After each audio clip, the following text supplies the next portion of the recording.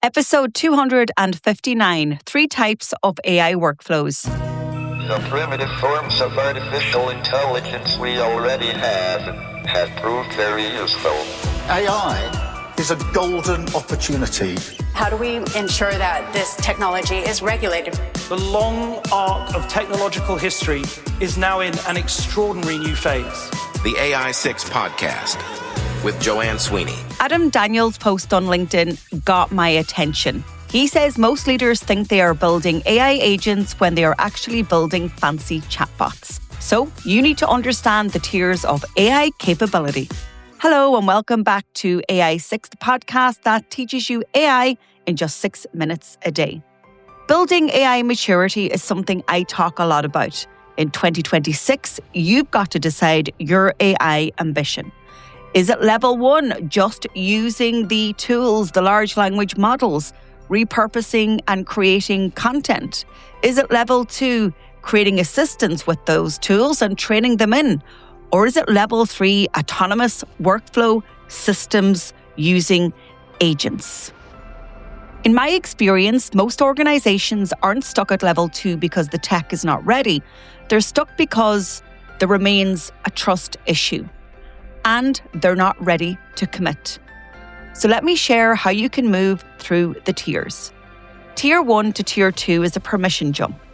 Moving from 1 to 2 is the moment that AI stops being only a content tool and starts interacting with your own systems, which means it can take actions rather than just produce text.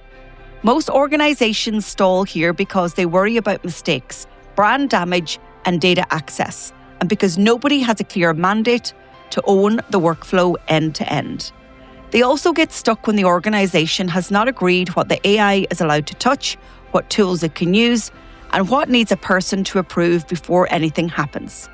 To push through, start with a short list of safe, repeatable tasks where the inputs are predictable and the outputs are easy to review, like booking meetings with fixed constraints, pulling standard reports, turning transcripts into clips, or tagging content.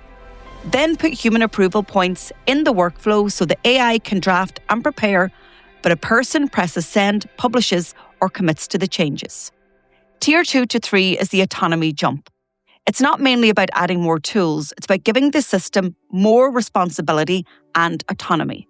At Tier 2, you define the task and the agent executes it. But at Tier 3, you define the outcome and the agent plans, sequences the steps, checks the progress, and adapts when something fails. Organizations stall here because errors can compound across multiple steps and because accountability becomes murky when the system is making decisions rather than following a checklist. You also need to audit logs and traceability because evaluation methods that score both outputs and actions need to be in place, and also to measure whether the agent is meeting your standards. So ask yourself, what is your AI ambition for 2026? Are you just going to continue to use the tools and repeat the process every time? Or are you going to really have a meaningful AI assistant that is trained in your work and becomes better with more use? Or are you really going to commit to agentic AI where the AI can integrate with systems and fulfill complete workflows autonomously? And of course, keeping you in the loop.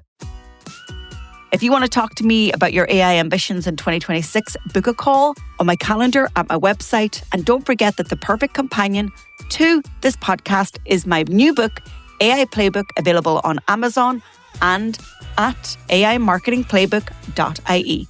I'll talk to you on the next show.